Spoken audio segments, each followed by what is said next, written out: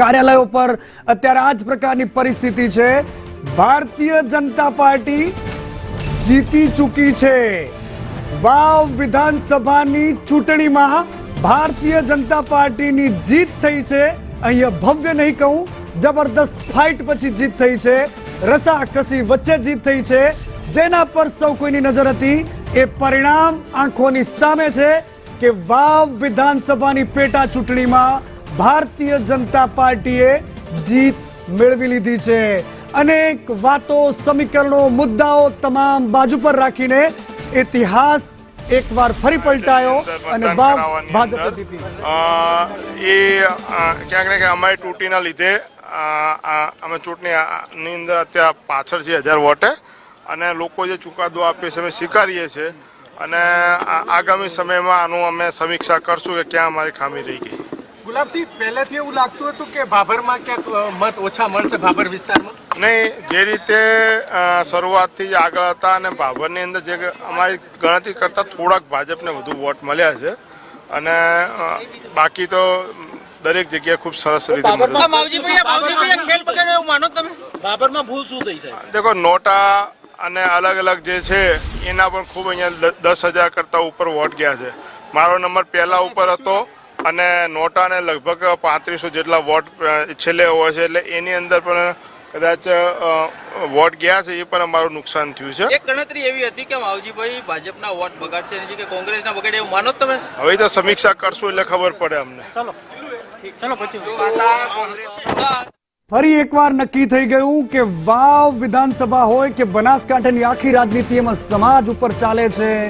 આ એ જ સમાજ હતો કે જેણે બનાસકાંઠાની લોકસભાની ચૂંટણીમાં ઠાકોર મતદારો, જિલ્લાના સૌથી પ્રભાવી મતદારોએ ગેનીબેનને ખોબલે ખોબલે મત આપ્યા, પરંતુ વાવમાં આંચકો આપ્યો અને એ જ આંચકો ફરી એકવાર પેટા ચૂંટણીમાં પણ આપ્યો અને એ સાબિત કરે છે કે વાવમાં કોંગ્રેસના વળતા પાણી કરી દીધા।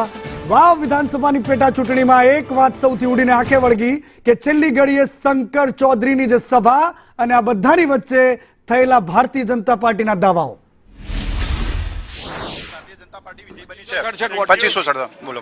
માવજીભાઈ ગમે એટલો પ્રયત્ન કર્યો પણ ના ફાવ્યો એવું માનો છો?